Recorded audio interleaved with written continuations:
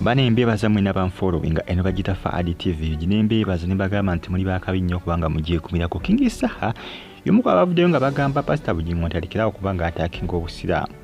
ngana kwa mikutusako masa bagita Faadi TV kiranga King Saha ayagamba nti breaking news fake pastor alumbi obusiraamu basheke musirise Saha obusungu alina bungi Pastor Bugingo kyakoze kyade kintu kirungi bannange manyi Pastor Bugingo nabagaba omusajja ono ayagala entalo naye ba pastor bagala ntalo n'omusajja ono ayagala entalo ayagala entalo ebisesinga abantu bati bagala mwataka ne lusi abatankula ekinavaamu ng'olutalo lutandika nti naye nga tejjukira yalutandise yalusookereza tewali yamulumbi abasiramu babadde bamuvaako dda nga bamwesonyiwa baalina entalo zaabwe n'ekiteeko kiti zaamala eziggwawo naye kati Pastor Bugingo wuuno azzeemu okwagala okubitandikawo era ebyaliwo King Saha agamba gwe Pastor Bugingo nja kukwata nkunyige hands down bwomu kubanga bamashika agamba nti no basirise tebakola ki tebana kibokera ku nsonga eno binaggwerawa Pastor Bugingo entalo azaagala buli kaseera yaba ayagala ntalo gye binaggwera onaawulira mungere okubanga mugifollowinga ate nga mugyekomerako bagita Faadi TV giwano mba n'amawulire agaba gatambula okutula eggwanga Uganda gye binaggwera onaawulira bamulabudde bamugambye mukulu Buugi anti King Saha yamwise feke pastor amwise feke pastor tumanyi Pastor Bugingo lwaki yavuddeyo ng'alumba abasiraamu lwaki yavuddeyo ng'abalumba buzibu ki kubanga siba nti wabaddewo olutalo wakati waabwe recent mabegako entalo zaabwe zibadde zaggwadda byaggwadde ebyo byali mabegako awo biyiseekoko n'ebbanga byaggwa ate Pastor Bugingo yakulitizeo kati saa zino olutalo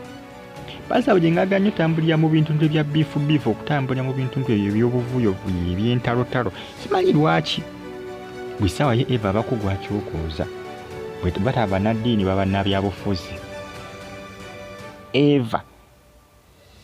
yatambulira awo afaanyi okulanga entalo azigula ku bannabyabufuzi oba bannaddiini ebisesinga bannabyabufuzi oba aba opposition oba oluusi amadiini agagatali madiini ge kizibu okumuwulira nga alumbya eddiini y'obulokole alumba bali abakola ki abali ku ludda olulala kakati n'ogenda kumpulira gyebigenda okubanga bikomekera abasiramu bamugambye aveeyo yeetonde tebana kubanga batekinga action yonna Yesa agamba nti abasiramu basirise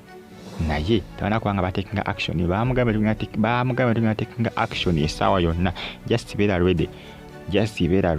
kubanga kitugenda okuba togenda kukyagala bamulabudde ondako olugo lwadde bakakatisiza okubanga bagenda kulumba ku kyaki ya Kanani ku Sunday service tebamukoleko emikolo wabula tebakoze eki tebagenzeyo katulinze tulabe onako olwali bagenda takinga action yonna Saha yagamba nti bannaddiini basirise ate tebalina kyebakozeewo okulabika nga bakola ki nti basomesa Pastor Bugingo kikyalina okubanga akola ki akola n'obutalumba ddiini ya Busiraamu bagamba nti Pastor Bugingo ayagala nnyo entalo ekisusse King Saha ajjukira mabegako awo balinamu olutalo wakati we ne Pastor Bugingo wabula bibadde byakola ki bibadde byakoma kakati naate kakati bizeemu buto agenze ku social media andoye n'akola ki n'awandiikayo ng'agamba nti mukulu sebo fake pastor amwise fake pastor binaggwerawa bino bagita Faadi TV gimbagala nnyo munna era mbebaza ne bagamba nti muli bamaanyi nnyo kubanga mugyekumirako subscribe ng'onyige kale amawulire mpanago mukulu Bugingo akyali awo bwatyo ye Eva abayagala n'abaako gwakyokoza musajja wansasage mukulu Bugingo ayagala nnyo ebintu by'ensasage Eva kati n'olutalo olunaku lw'abasiraamu nga luwedde era ajja kubaako gwakyokoza Eva ye ku kyaki ye amusaabisize Eva aba ayogera ku ntalo nakulumba bantu Eva kiba kizibu ye okubeerawo nga talina lutalo na lumu kiba kizibu Eva mateeka kakati no basiramu bamugambye mukulu tugenda kukunyiganyiga ng'akawuka tugenda kukukwasaganya ng'akawuka ebinaggwera n'awulira batunke simanyi wajja bigenda kubanga biggwera naye nga Yesa agamba nti abasiraamu nti basirise nti bamasheke basirise mukulu Bugingo nga atyobola obusiraamu ebinaggwera onaawulira ngenda kusaba osubscribinge onyige kade Bagitafa TV jimbe baza mwena abasubscribinga ne munyigane kade go wenera yalikinga ate no commenting nti wakola kyamaanyi updates wano banazo each and every single day gwe kyolina okukola okumanya ekyo kyokka amawulire gomba nago buli lunaku olukya ku nsi kuno just making sure nga osubscribinga ate onyige ku kade gyebinagwira tujja kuba tumanya sasage jenakola ki jenagwira wakati wa mukolo Bugingo akosane akingisa nga betwalaganya buli omu awalabula munne buli omu atawalaganya munne tujja kuba tumanya ebigenda gyebina kubanga bikomekera nenga n'abasiramu baweze ejjukira abakulu mu Busiramu bamufuti balabudde Pastor Bugingo olunaku olw'eggulu jjugo olunaku olw'eggulu bamulabudde ne bagamba nti banaagamba kuggalawo kyaki ye tajja kukyagala